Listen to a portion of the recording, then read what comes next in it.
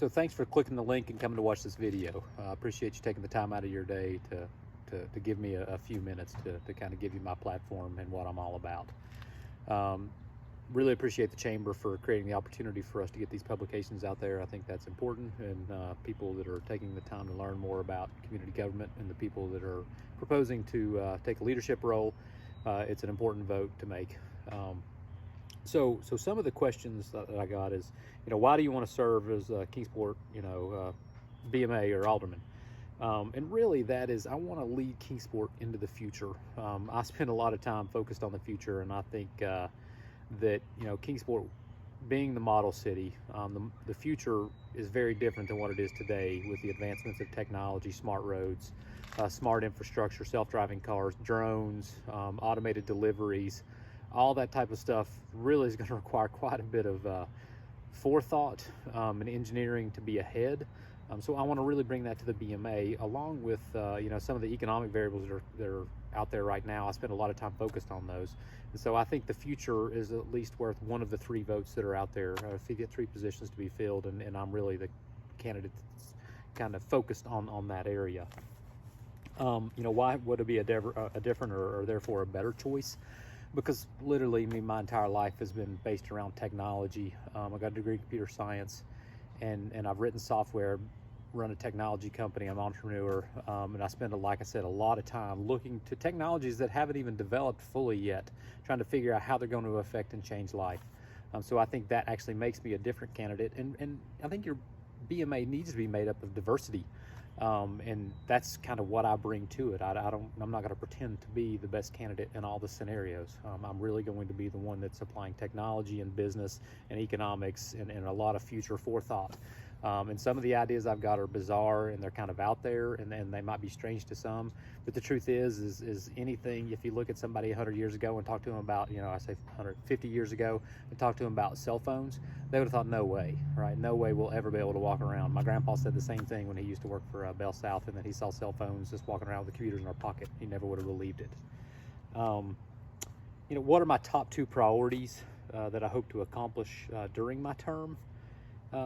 Really, I'm not a single issue candidate at all. I think if you're going to be on the BMA, you got to be ready to handle a lot of stuff.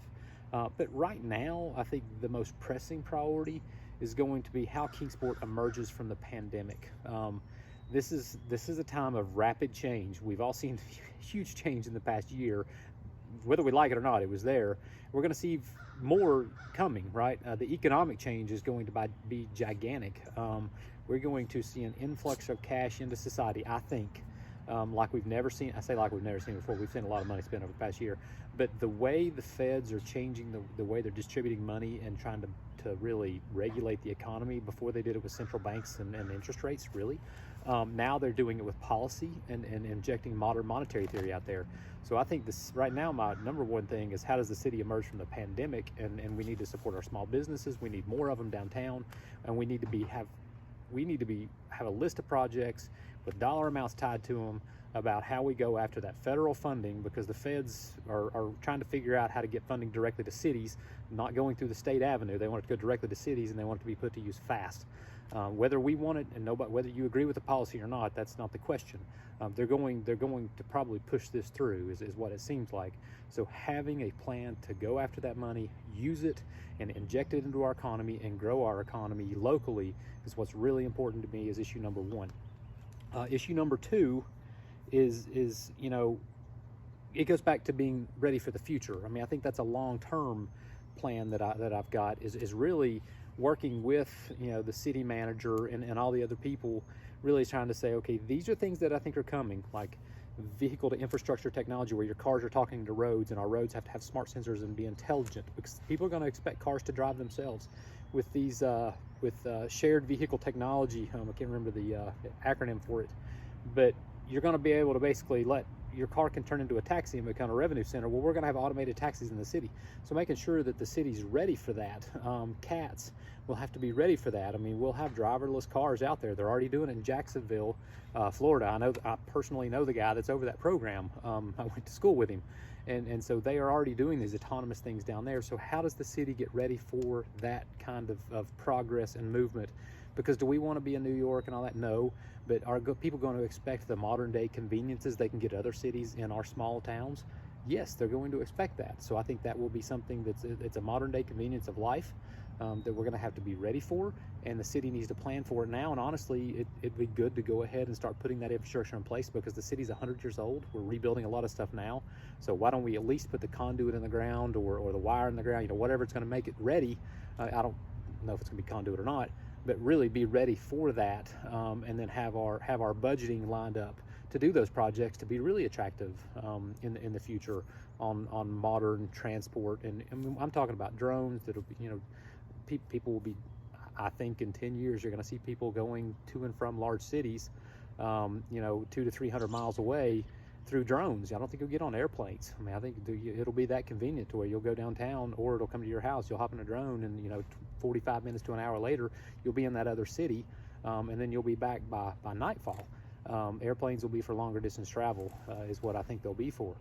So I think, with some of the stuff we're doing at the airport, but the truth is really downtown might want to make sure that it's at least looking at the land and what might work with that. And, we got to make sure people stay away from, Holston Defense, because that's a no-fly zone. Eastman's a no-fly zone. So really trying to map out how that's going to work and think about how that would affect our city. So that's kind of my second priority, is just making sure we're ready for the future, and that we're thinking about that and bringing that aspect to the BMA. That's really what I have to offer. So please watch some of the rest of these videos. Visit my website, liftkingsport.com. Thanks for staying through this whole video if you made it. And I've got Q&A on all these questions. And so if you should be able to go back to the document and link to the next one if I did my job right. If not, then please go to my website and you can click on them. And I do video logs and I do comments about wild ideas. Not all of it will be real. Not all of it will come true. But it's really kind of gives people an idea of what I think about and where I spend my time, and really maybe a glimpse into what the future would be.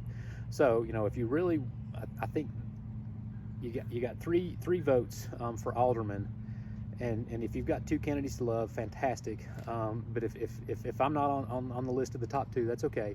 But really, I think the future deserves at least one vote, and that can be your third vote. That's totally fine with me. But I think one vote for the future is probably worth considering when you're voting on May 18th. So again, I'm Wesley Combs, liftkingsport.com, and thanks for taking the time.